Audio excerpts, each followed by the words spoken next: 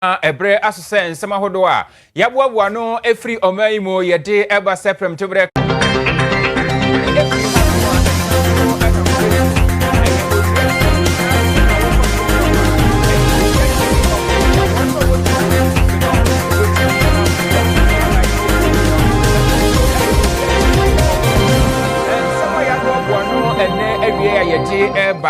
Oko www.owiatvonline.com eho ensemi afufro pi na agusi wo hodomo a obetumi enya bi na wakenkan adwumakuo bi ane esi wo matri so a yade premtebere kase boyi badwabinra bank sebra na beto shares ni bi na wonsu sika nkontabuo mu no ye ka ade afesika krabia no ho a wonsu watimi abeka ho bi sanso na wo se wonum eye fixed deposit bosome miensa bosome nsia ane bosome do mienu na emfasupuduo abaso ade amaw adwumakuo yi ebrepam yebeka won ho asem akyerew ensem odi kasebo mu akotene no ebi enie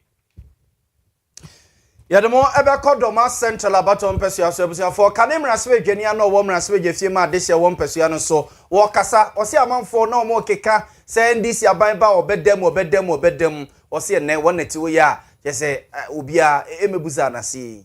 na eno mai so afa wo hwenketan odi ensem so ewa aban mu ede yato edwase enche Ghana fo behu ensem ene mra wonumo edi bedi kwaku agimamanu na yedemba komra se gefiem so yatete se emra se dwam nipa binom ede mra bi kwa akoto mra se gefiem se emra se dwafo no nyuntum na free na ko wa obedi nsemfo wo by election ase no yenyina samra ne so na ene wo eni ne nyino Alexander Afenyomakin ena etua edonkuma na no mra se dwafie na wade ato edwase na nsa recruitment a wonumo ye ede afabambofo ehono wonumo de artificial intelligence ensentro bi ababeshim na no wo kase wonumo nyi emfa emfiri ho yademba ko DVLA so atena ye nyankopon ya dom ye sinipa bonfo bi omo tete baabi a number plate DVDVBA omo etwa de enye papa de frem no aposifo adoa wo no mamantam wo no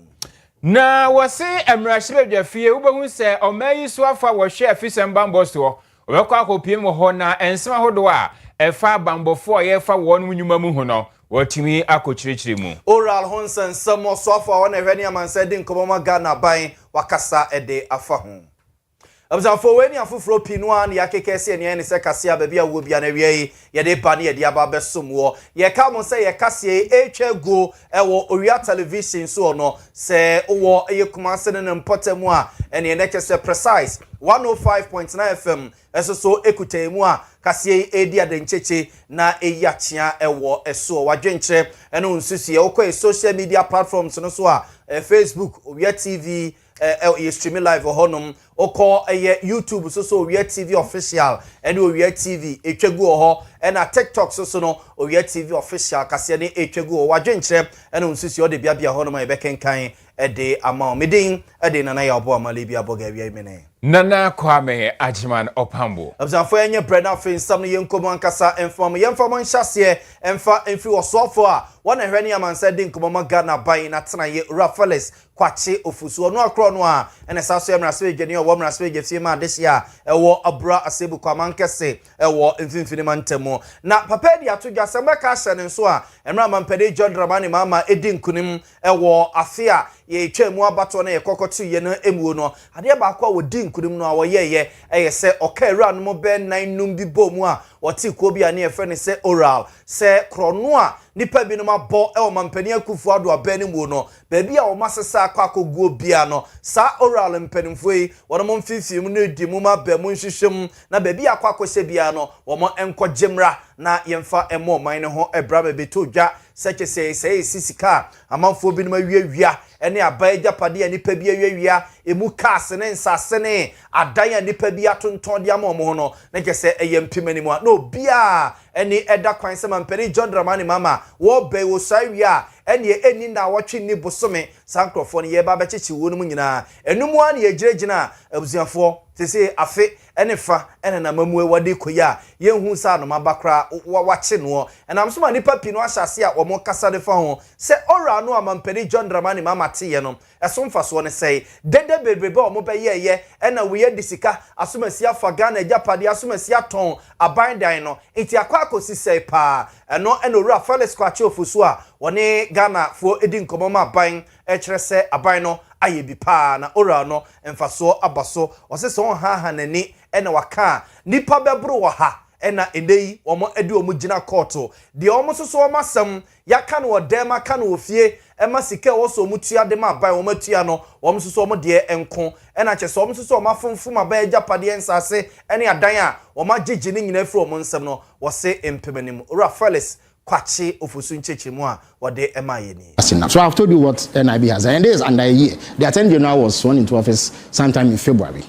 last year, and within a year he is able to supervise a situation where 27 dockets and another 40 cases being looked into by Yoko has been able to get 140 people and beyond and seized assets worth 1.5 billion Ghana cedis with quite a number of people standing trial. When a case goes to court, not Mr. Dumelovo or any of the critics can determine how the judge conducts the case. And it is imperative that, you see, when we were in opposition, we used to accuse the MPP of manipulating the judiciary. We used to say that the MPP did not allow for an independent judiciary. It is not the submission of the individuals saying this, I would imagine, that we should manipulate the judiciary to achieve certain political ends. That government cannot do. What government can do is to build a case, gather sufficient evidence, and then go to court to convince the court that this individual or that individual has committed this crime, for which reason this punishment ought to be meted out. And where we find any assets involved, we retrieve it for the benefit.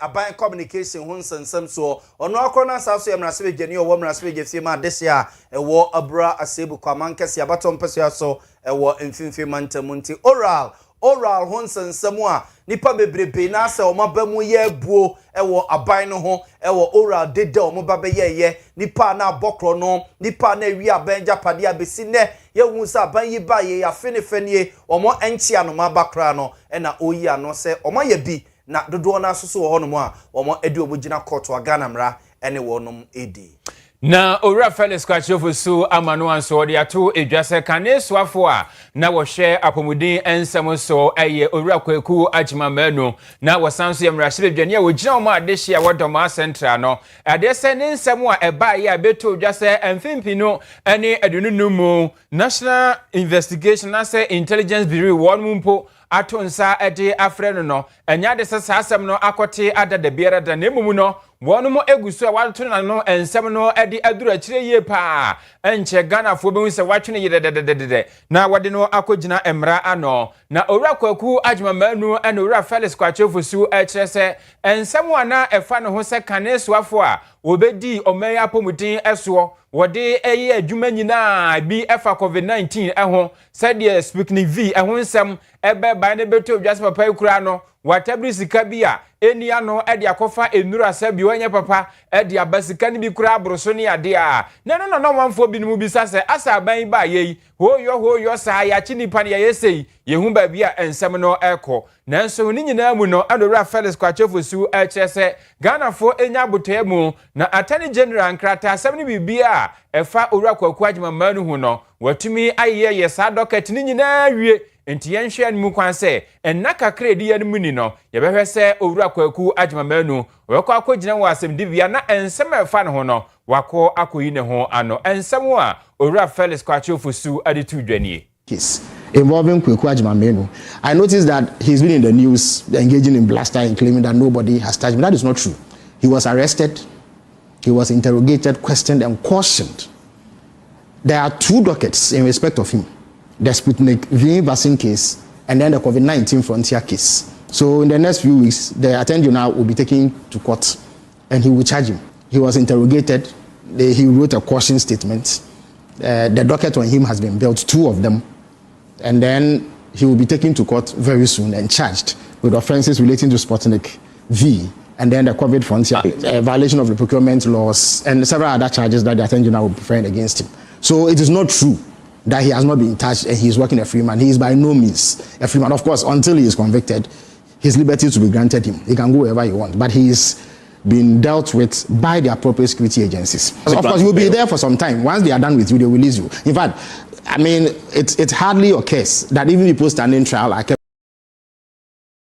Ayetini omayi so wano ana hwenkita hudie nsam so ade free Owia Kaseɛ mu Owura Felix Kwache Ofosu yegusu a ademu of Felix Kwache Ofosu nsam no ho ene era no mu bia na nka amanfo pinu ani da kwan se mampani John Dramani mama banye ebei enka eni gina eni na woche eni na nsakura enka ban ne becheche wo modu o makwa akogina mra no ma ya hwekra de bi o mbekwa akodam senye da no mbedam so a asotwe bi wo ho no mo a na yede amomo ebu baako ene Owura Kwaku agima manu a na eye honorable Felix Kwache Ofosu eka no ho asemi mo beka ya hye ne nso mampani dada na nado dan Kwaku fado penso na ona na eye soafo a na ohwo me yapom de ne ho nsensem so na beka ya ne penso ena kwabena na ntin ba ya kwabena na ntin ya wo ba ye ehu nuro ehu ayaresa na gese akwakọ ebebrebe no a na niam ekọso ne penso eno obi a na wose ekoto firi abrochire ewiase yesi akotu aka abroforo so ye ntua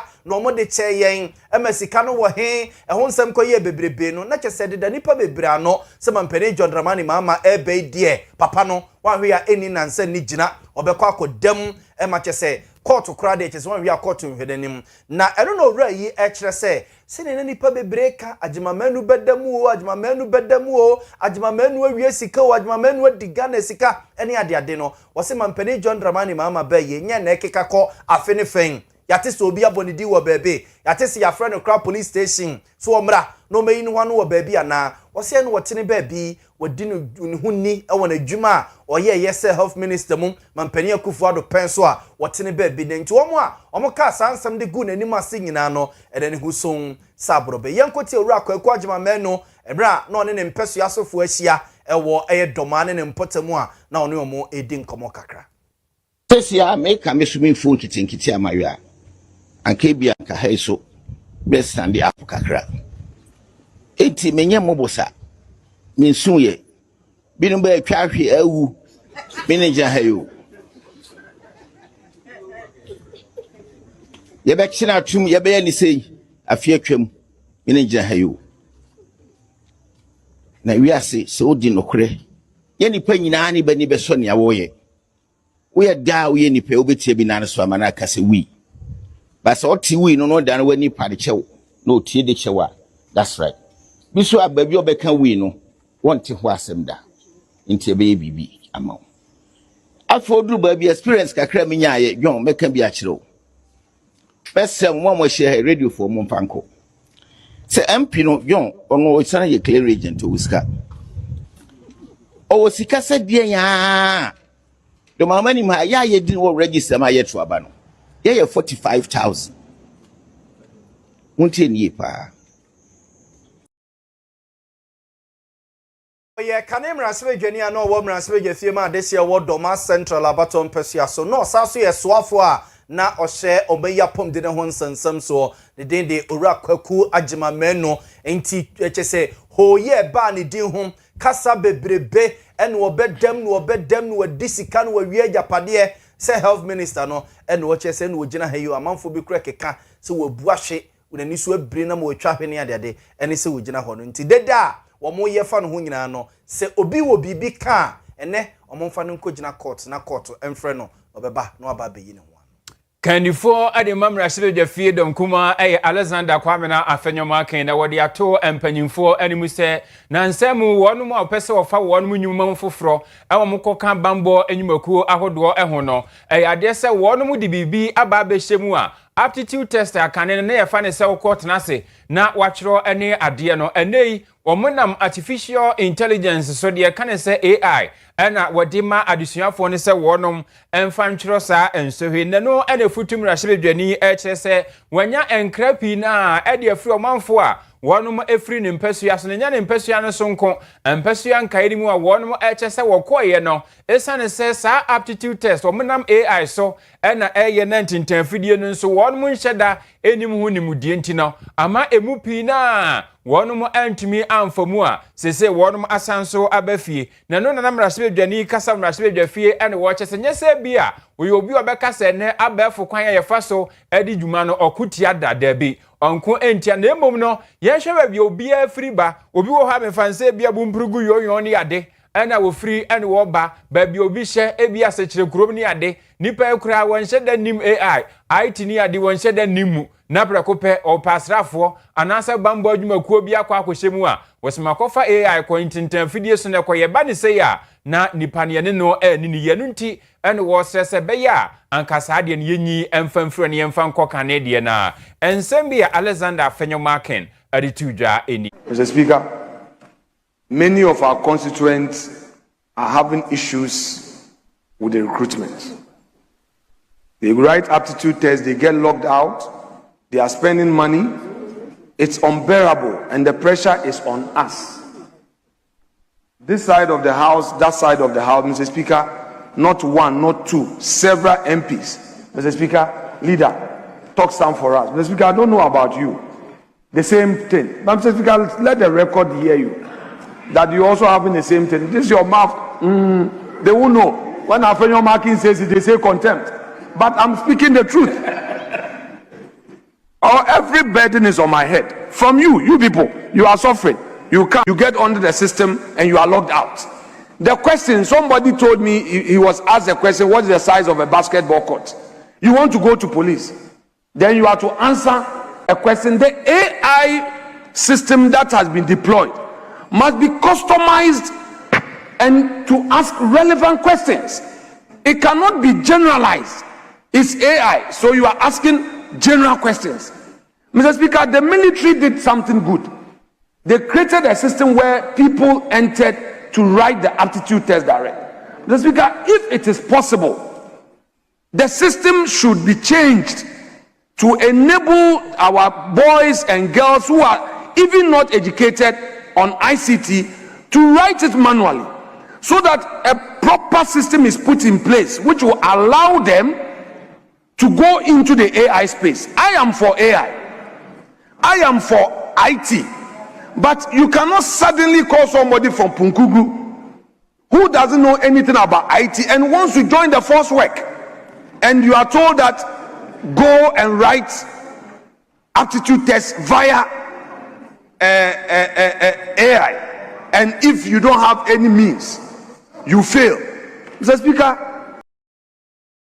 Obi etumi ko santentan fidie no sna AI bisa ne se basketball se wo hwe ba wie body na court no te se park no ne size ne yese na ye bisa wo ana wase obi akọ propose adwuma ye ana so ko pa asrafo adwuma ye odumje adwuma kuo no wo kom eneduafie adwuma kuo ene wo kom sa nipa ko no wode sa court no ye de ya wose ye bisa ne ho asem ama won mu breye papa na mumra sebedwafo a menemu tie yi meko kape san afenyo yemfa ne nko committee anim na yenkotwe naso anso menemu tie mu nyina mo bre mia meso na beba begu anu ntiwe de mesrese mpanyimfo nhye na won mu nyensa kire na kane kwan ye faso kire no yenye ne sa Alexander Kwame na Afenyomaken wono ene dadon kuma na no ewo maimra sibidwafie na je Kwame menene ya adwene se mu nyina motete parliament wono ehyehye mu ho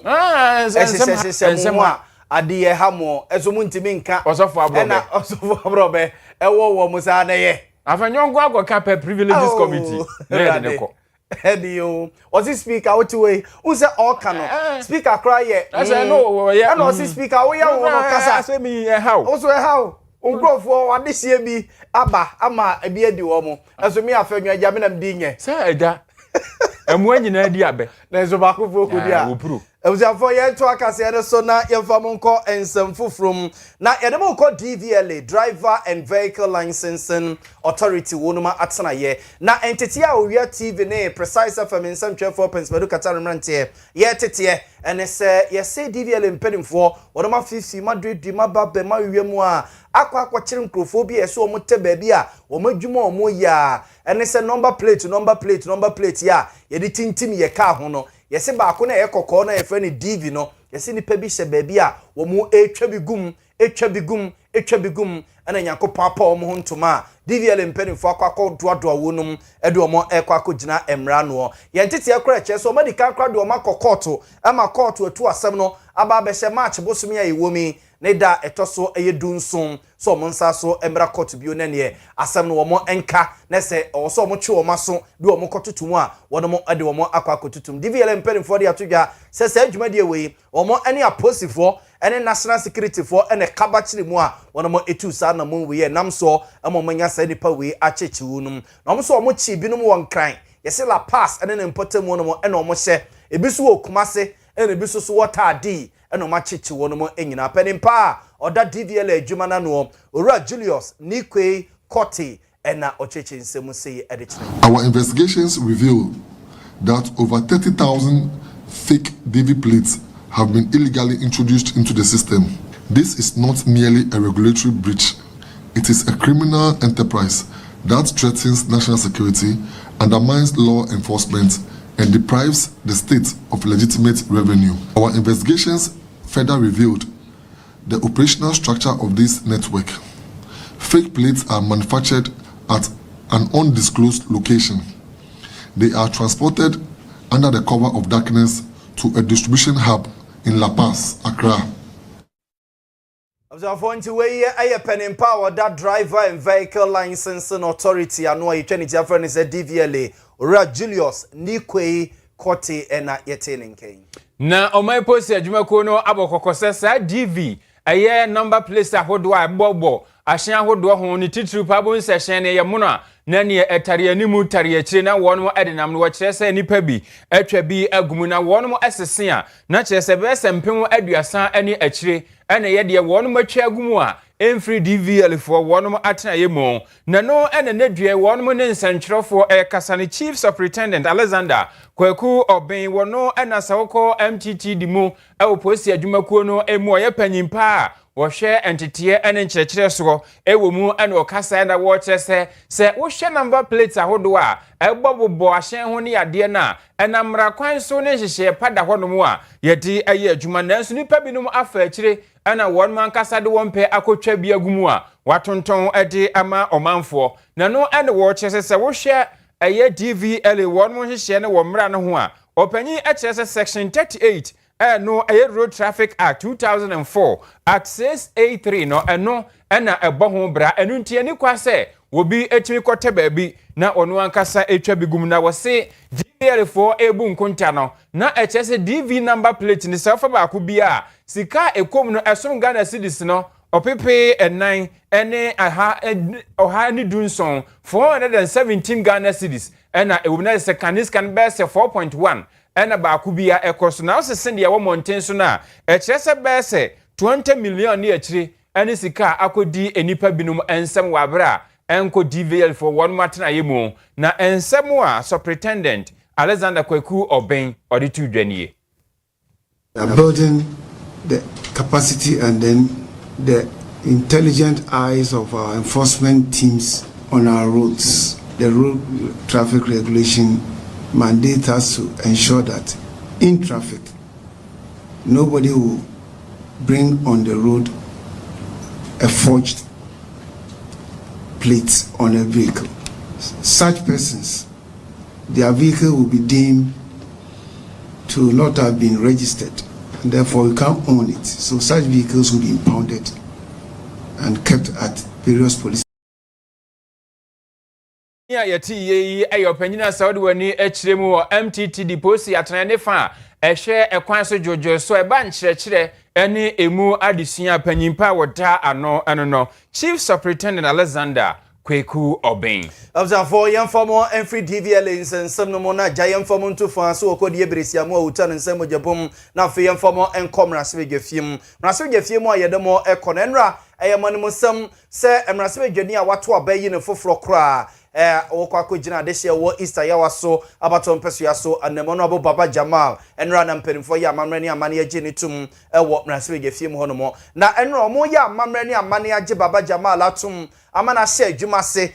MP ma de hye wo ayewa so Eastern peso ya no so no enna mrasebegefiem chi amehene Right Honorable Alban Kingsford Sumana Bagwin ekwa akote asem bi ho de akere Ghana for se nipa bi no mo de mra foforo bi aba mra swegafim na saa mra no mo de aba beto mra swegafo na animu no se mra swegafo gitumu a ade ebeye ne se efri na ekọ se wo ye MPP anasa wo ye NDC na se bia wo MP firim na se ye se ye kwa akoto aba na moamo kwa akoto aba yi di obegyina de ama moasa akoba election a na se sikatu anasa sebe mpreduasa ensamfu bi koso abato no mu a saa mra ne ye begyina so ene obi bia odi sansamfu no adie eno na nchen by election na mu na ye beye ewo empesua so no se koba se MPB firim na se ye kwa akoye bia wo asebe mpreduasa ode mra be hye wonsam edi nsehunu bia so no saa mra no begyina so ene wo edi ne nyinonyino ya empo se kopduru baby se wo se wo kodam a obetimi adam mamra we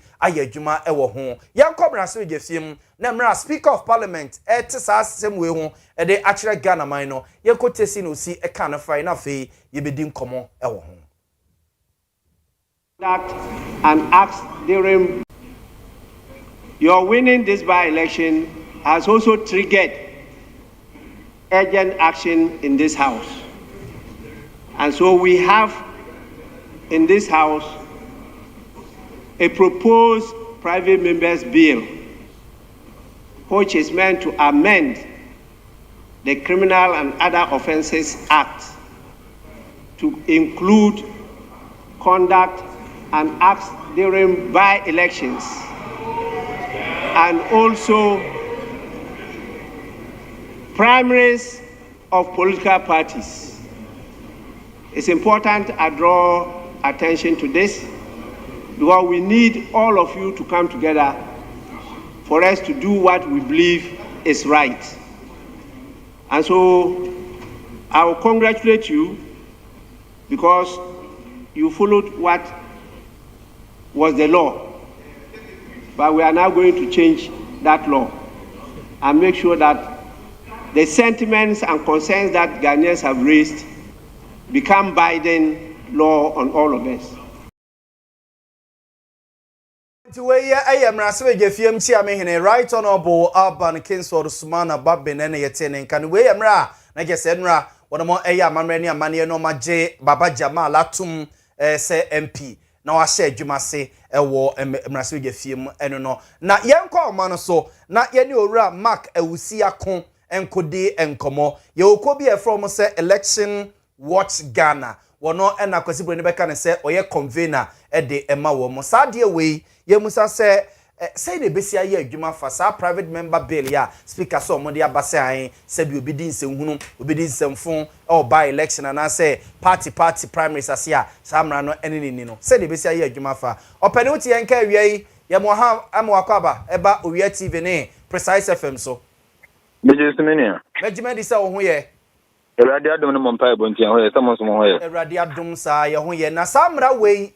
ebede na ye adwuma say the besia ye adwuma fa ma memfa kwanye so na minchia o minchia petifu nyina emse na asem no fitie no monetization in our body politics aya dbia edi enya edi kan ka se aya de a emma enkrofo bi ho kwan ama mutumenya kwan ba bewura parliament wa bra womun seda enni ni suade hunu bia anase wonumu ensheda ni any good leadership qualities or style but because omukute skenti omutumenya kwanya no eba bewuram na ya mamra na nkasa nso etia bribery and corruption so her political parties act na the unfortunate thing na woman say e kasa bebre e wo the general elections no mo ho say mema ya monetize anase yenchie obi sika to get votes. But according internal political party elections, the Political Parties Act is very silent on it. And we are very happy to Obi submitted a private member bill to criminalize monetization in our body politics. In the Constitution, monetizing is criminal. But the Political Parties Act, the Electoral Commission is not able to stand on its grounds. Say, you do baby, I was say, your mom, Rana, Political Parties Act, you know, near reforms, said they be to me criminalize it. It is the Parliament that take it step in there. We think that's the right direction I support the power. Now, Mr. Use, who was MPP near this? Almost say, and ya bribe, and omodema, or monco for name or chop money, any law fair, I'm a modia barbe to abano, and also obey no one can say a bribe. Emrane fa hin na kire say yakoto aba yan mu obi chop money. Emrane fa ehem ben na kire say yan mu obi transportation wa yakoto aba. The constitution tells us a civic responsibility, a civic right, a study. Onche mo bi ma uskan san na yakoto aba. Onche mo bi ma transport san na yakoto aba. And unti na bribia ya bo man ho bena na yekoye ni mu no. It is very important say yakoto aba na so bi be hie sika afaka ade a. And yema about any democracy anchored to the doorsteps of our people. What did you see the Electoral Commission doing in 2024 during the registration? Also by the district office. In the politicians also chase car and also car a man for more. These are wrong administrative decisions. Very, very wrong. How are we taking democracy to the doorstep of our people? Say the bear transportation your mokan was a tubika. Yakotua ba ever just by election. And a whole member of parliament. Professor Kingsley Nyako, at the envelope, Kokoma electoral officer, Yabusaya, or so man Dianiska. I am Pia said, so my electoral officer Dianiska. I cannot say the home. And so let's not be glorifying this wrongdoing. Who say you're glorifying it, Anna? Meanwhile, it is wrong. Okay. The fact is, Waba Bessia, Ebeka Kojina Kwan, Abeg Jamai. And also by a chawono. What tumbra and from a commodano. The son I said that I'm Robinson Sukuria, dear, Yabaka come at the dorm. And to know, let's not glorify all these wrongdoings. You make sure say what is right is what is expected to be done. Dear Mamrana Kano, and only in Fanyajuma. And Mr. Usi Senke Bia, Yakase Bia Francis Yebra, Sebia, Yachi Obi, Yachi MPP ni, Yachi NDC ni, necessary way or Yebia, and Kaubasu so say. Asoche bay and was ye de massa for no se be ya e hu beto amanfo so a omunko ye bio asoche be na nka office ka no be sia e be hunu no amanfo a e be twe o mafri sade no my muhane ye wombrani bebre but implementation is a problem. The Political Parties Act na kire say obi a yensa be so no mu se wadi sa adwuma de ni bibia no also commission no investigation one ka say OS to grant an investigation issues related to elections and electoral commission na investigation no we na se nipa no ho abot chima na no ho abasam a emra ne kire na mamienu ada say ye be in prison no for not more than 3 years and after ye be fine our political party na nipa ko no firmu no emra no ho dada akasa ye be make sure say be implemented and one am problem Obani ye da se nyame nshira pa ne nchechemu a odi ama e bibia me da ma se mo ne nyame nya adwuma yo ye da se ora mark ewusi akon and abusianfo yete ne nka neku a ye from say election watch Ghana wono ene ye pene kwanche for da no nti nsusue bia akomra se be fiem se sa mra wo mu ntintim no ene ono so eche se beboa ama so sa brabo semni sikatua no a ya ne ye koto aba o party mu a ekoso no na ya wo ka sembi efa Ghana habasi bra nti samra na da so ye adwuma na nya adwuma se and ye was here the private members because say no mo ye adwuma na adwono and say o masesam first na na nipa no ko gina kwa ho na wayi na wa mu ni na kokko mu na nka wode kire na mansan ko e digital o masesa din no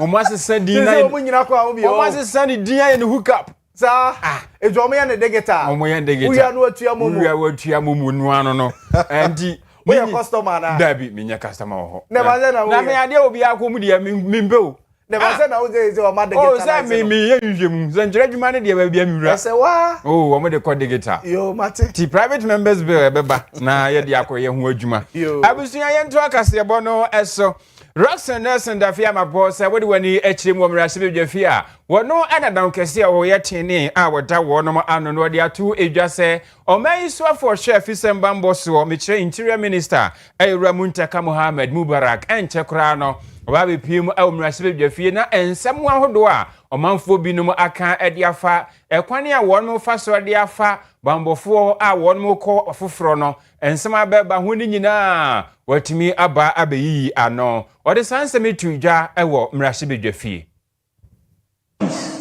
As we sit here, our phones are beaming with messages about disqualification. And so let me assure the House and the entire nation that the minister responsible for the interior, especially in respect of the services that fall under his fall under his supervision, is taking steps to address the issues. So he slated some time to come meet members of both sides to iron out the matters. And I'm sure that the minority chief whip will be reaching out to the other side regarding a convenient time for the minister to come meet them. The minister is also taking steps to meet this side so that we can engage and find a middle ground regarding the solution. And let the record also reflect that this recruitment is the carryover from last year. It will not be the last. That is why everybody is asking for a more reasonable, forward-looking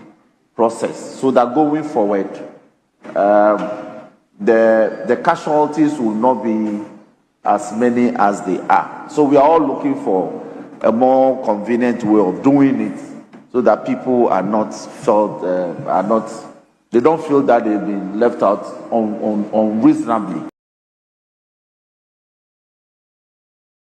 For Roxanne Nelson Dafia Mapono and Adwani Chimum Rashid where majority chiefship and Wachino Alexander Marking Wano and a da Edonkumano Ano Ewo Mem Rashid Jeffio so the to just say one more a cook richer or Honsem Gun Krataso not what you sika application forms near D one mutueska who are now combined say one more Yamuquino a bayank yen sanfa one musika Emma Wong and someone or Kafa home any. Beyond this, we may have to even look at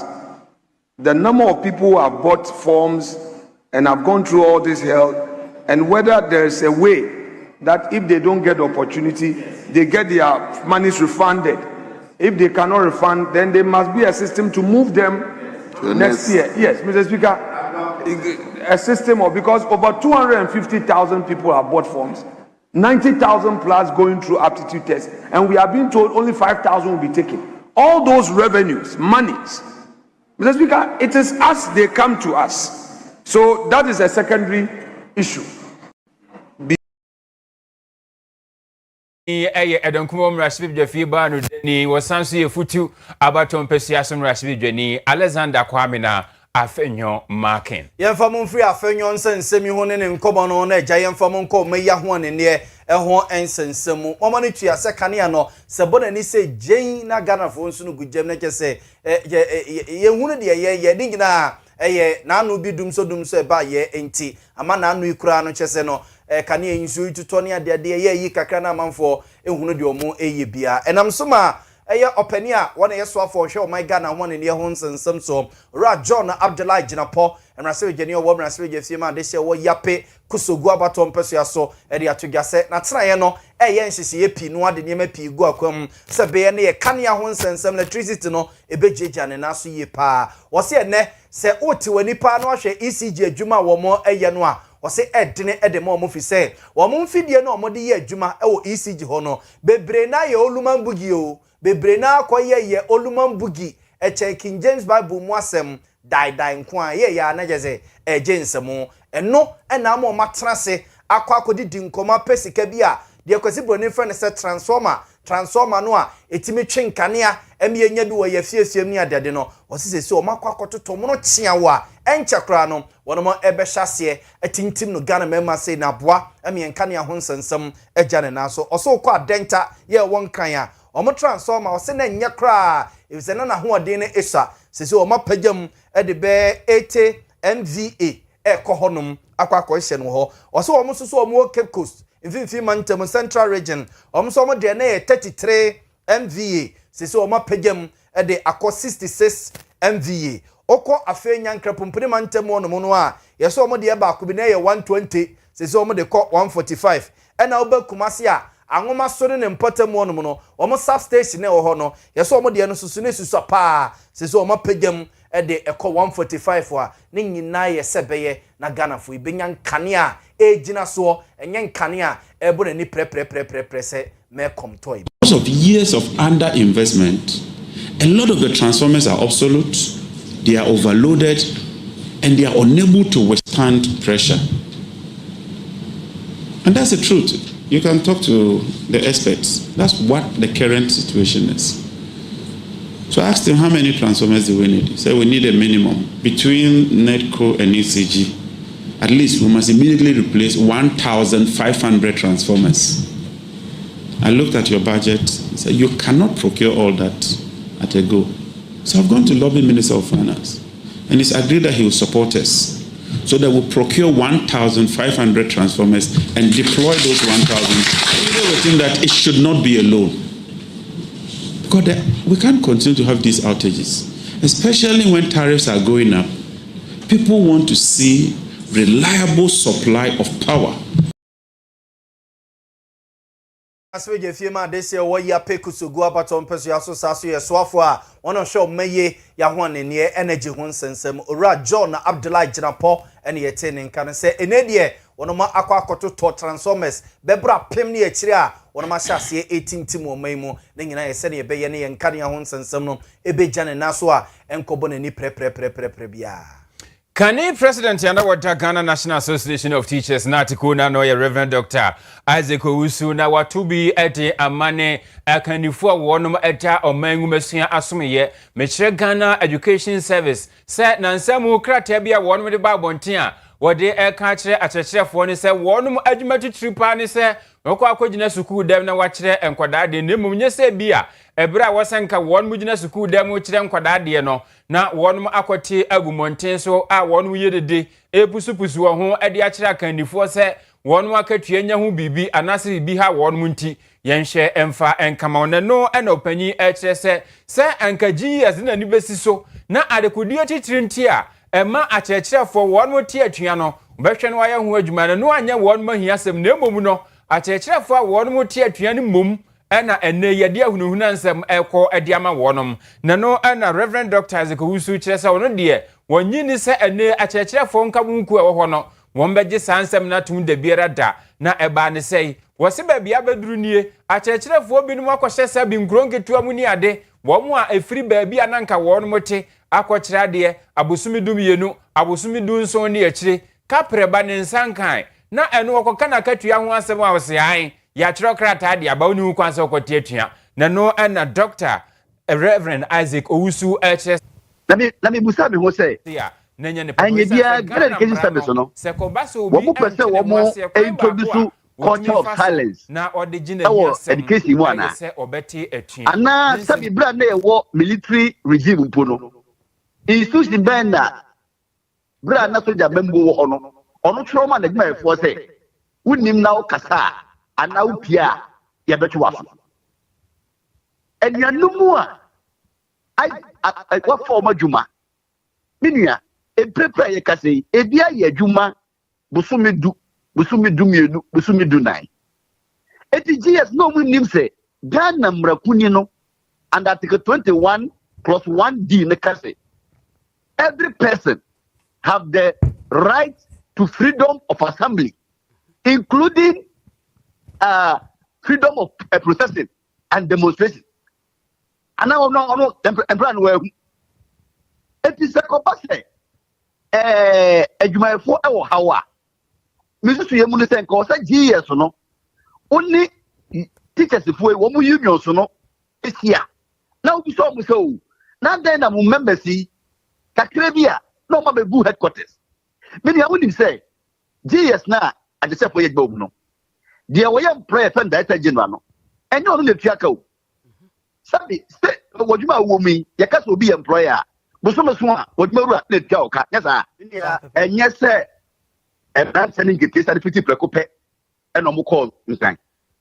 obi o se adwuma se a yama ne krata as far back as 2024 2025 wa ye adwuma ansa na wo ba ye adwuma no wo de ka se on krata na se e wo mensi na ya fa wo ni if you fan 2024 Messi no woman no ofra said in kata koy and the medical catcher say it's say yes no ye no ranyo ne tie ka se ka ye na ba so busumu so a ebia minia ameno kase o tira de wo ohia basic school sa commission na wo no ho ne tia oka if you ye so be contract but say wo do ka ta ko distant akọ region na ono so soldier ko headquarters na be busumi du 9 ye masa wunia wo pass na akọ ye adwuma na busumi du 9 baby ote the crowd for so be di your bandom the bako na oye follow up no nye say bia sabe obum braso o be busa se die ti na ma de na che na maye o sa mo ni training kan che ne say if na go me hu abonti amecho na ese we no hu ni say eye hu na on person mo ka che for kasabo e hye won mo yam na enye atechefo abefo a atechefo wo dwuma mu nyina no dada fo abofofo we ebe ma culture of silence akoba said anye say oh how be en concrete but how people are mentally sanu and we just to sanu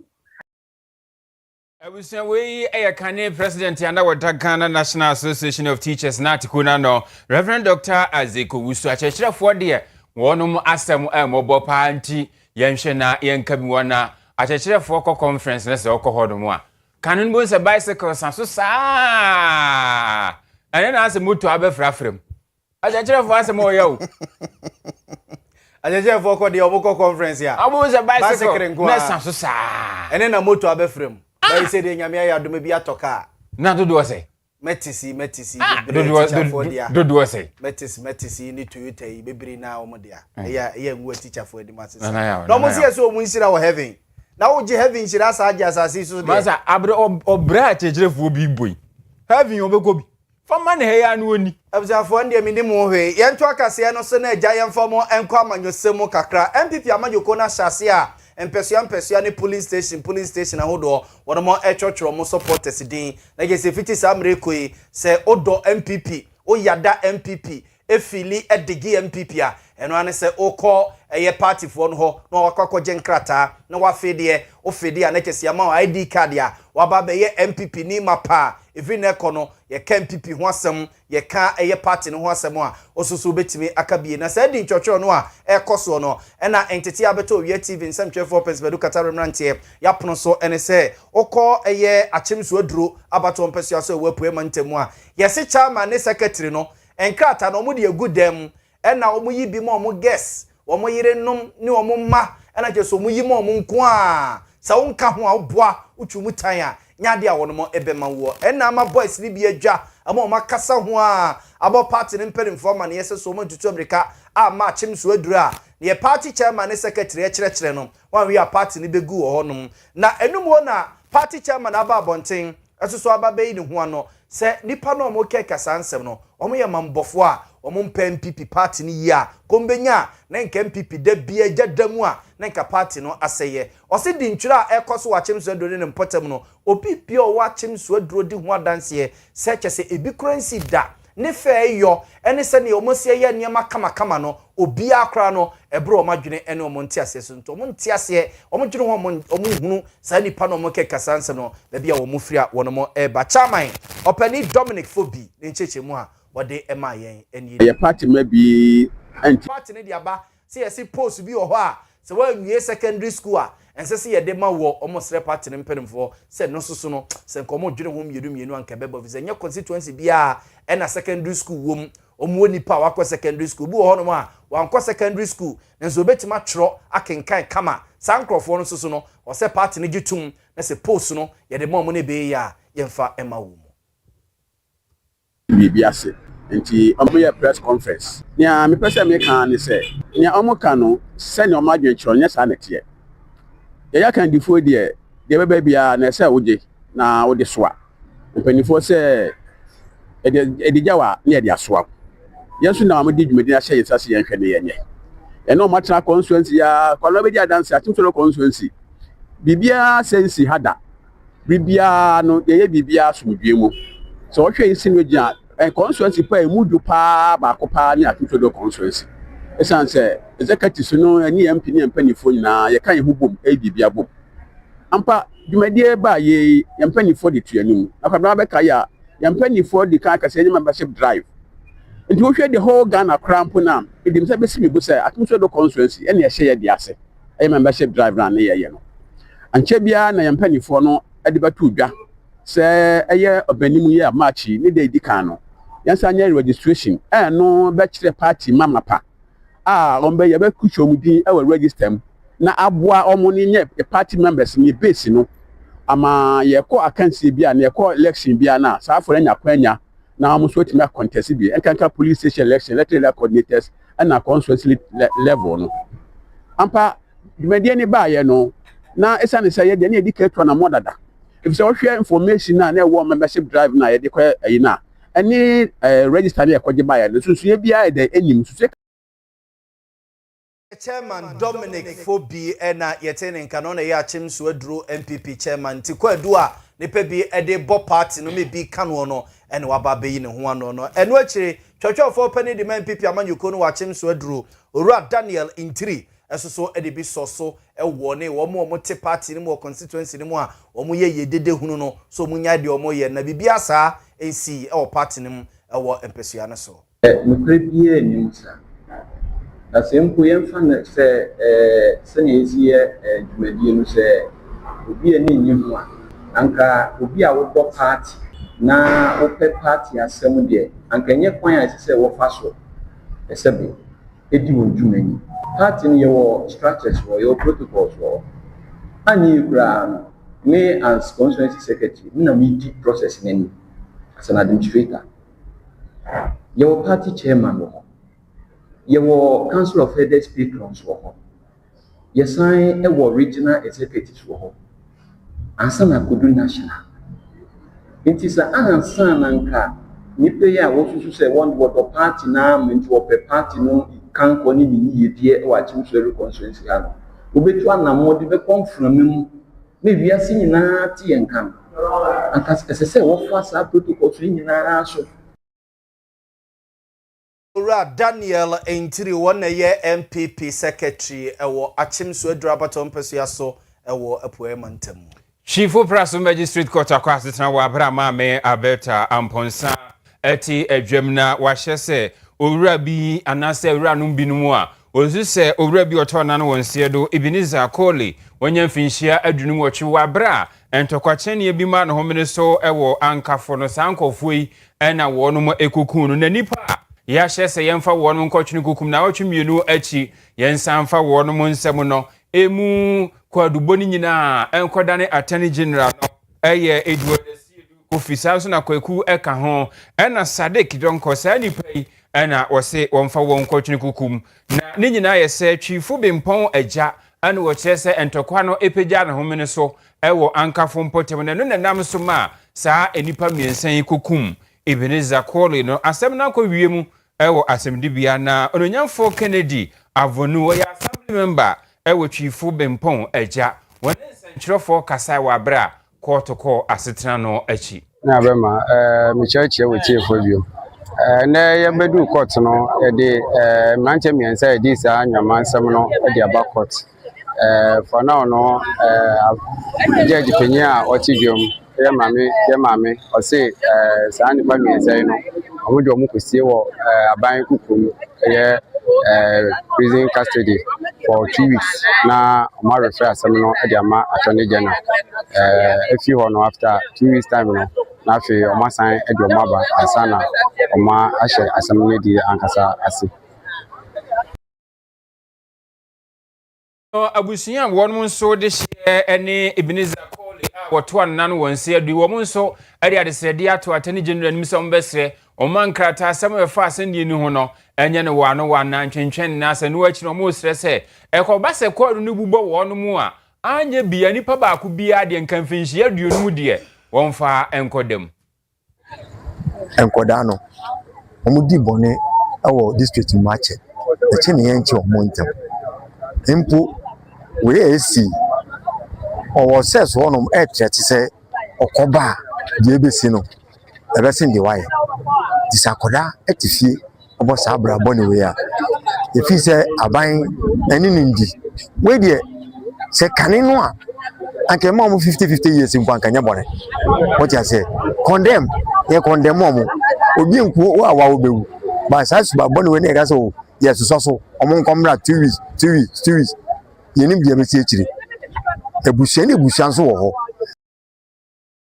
akole na nabusia bi na wonum ne nsentwerefo kasa wo kire se wo besre kotunu maniema enye wano Abujafo yemfamo entum femfree chefo ne mpotamo ne yemfamo mra santemantema se ne enwoso enko afo no southwest abaton pesua so na araho samon krabia emu oye a Owia TV nsem chefo pensmedu katare mrante yate ade free mrankanso abonten so eyese enra enwumre be no nan ekobo ni no num ni no nsia ho ene yesi obi 2 rooms self contained yibi yesi ejato mu ene memma mro we mfa nsuo mra we mfa ketemra we mfa nwamra ewi ase na kese ye de grabu kasem a obi 2 room self contained no na she grabu e bankranso ene ne mpotemu a ba bia na abusia omo ejapade ene sa dan na ehye no na omode omuti beto okra no na yese akwakoye din na kese adomfo a ewo mankranso ne mpotemu a ene wo so omsoso wo no mo emu assemblyman owo mpotemu no mo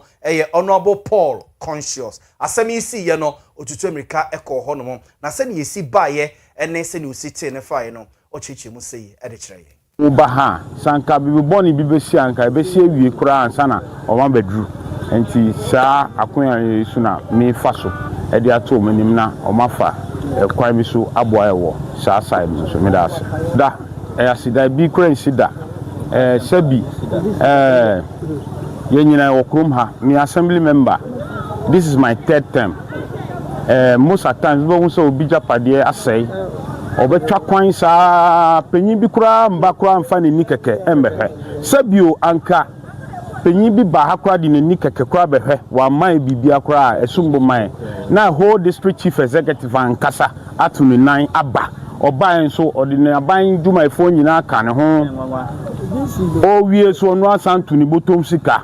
10,000 Ghana cedis this is 100 million enuanom ebi sida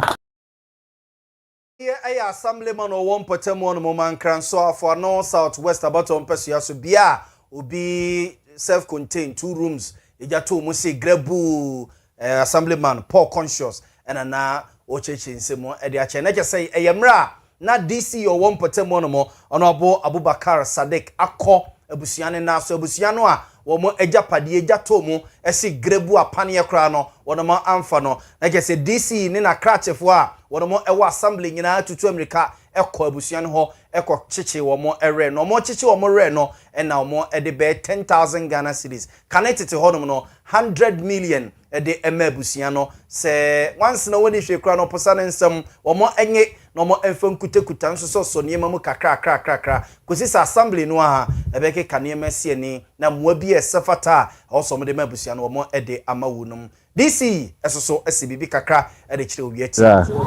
eni kwa so man ede o man no eye ne ya because atranche nyakupo ni kwa faso so nipa bia ede ehwe na ya behwa wie no na miye DC ya sebe misafri NDC amanyokuo mu no yi na o mankranso a yenim se mimie kwakujebi oni ni nuanom na omo MPP but yebeto aba no omo eba NDC e de megaphone na e campaign e de mayura John Dramani Mahama eneme ti se nyame abo na yewura aba be president na wose minye DC ya na atoranchem se atuni nyana mijira ha ehye no bose kwa bia so be fa so a ne dan no ye pejia se o mani bia no ye pejia se wa ba ne chine before say ye pejia dan asi wo no enra me bedu anajo no me bisa na ase eno me say ase oba na akoda baabi